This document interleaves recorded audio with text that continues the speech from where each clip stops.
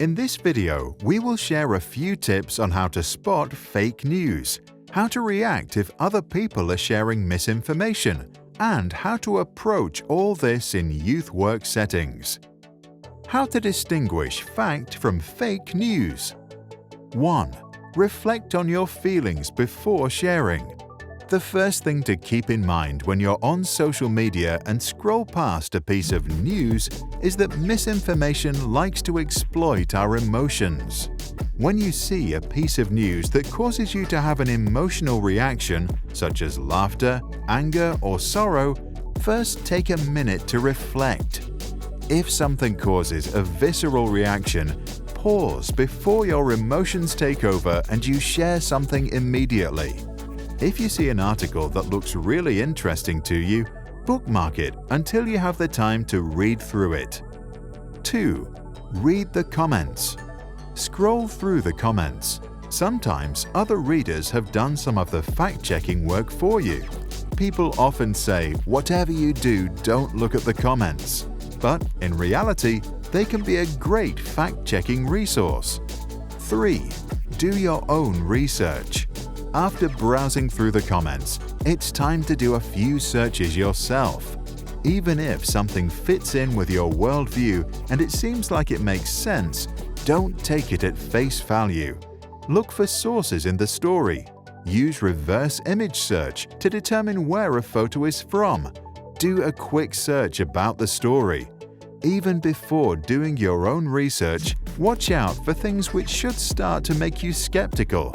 Maybe some broad generalizations or unclear statistics, or overly simplistic explanations that lack nuance. How to react if you spot someone sharing misinformation online. What's your feeling about the person who wrote the post?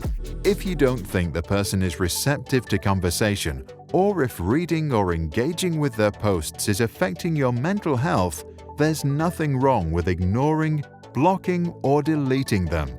However, it is a good idea to report the story to the platform admins before you block it. Check it out yourself first. Before you kick off a difficult conversation, make sure you know the facts, sources, and the full story behind it. Be respectful. There's a person behind the misinformation, and just attacking them won't change their mind. Treat people with empathy and kindness if you wish to establish a positive exchange of views in the conversation. Find common ground. Highlight your shared values before you point out that their information is bad, whether that's love for your country or concern for your community. Make your discussion private. It's much more difficult to admit that you're wrong in public. Consider moving your conversation off public forums and into a private chat, especially if you want to preserve your relationship with this person. Know when to quit. It's very difficult to change someone's mind, so don't beat yourself up if you fail to change someone's perspective. It's notoriously difficult to do. Try out these tips in a workshop with young people. For instance, you can create subgroups applying some of the ideas in practice and then sharing information and insights with one another. Learn together how to check reliability of sources or how to make a reverse image search. You might ask young people to search for stories that contain some misinformation and try to respond to the ones who shared the story. Allocate time and space for reflection and understanding the lessons learned.